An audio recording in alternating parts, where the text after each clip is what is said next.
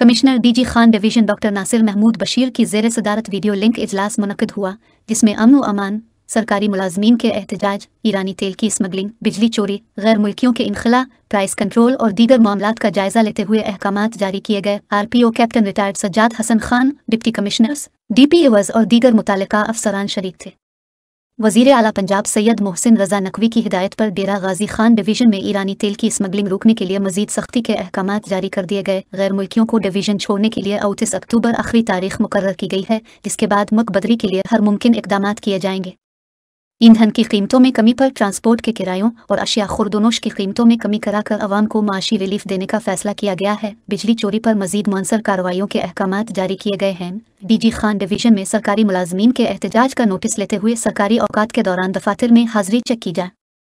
गैर हाजिरी पर पीडा एक्ट और दीगर कानूनी कार्रवाई के अहकामात जारी किए गए हैं।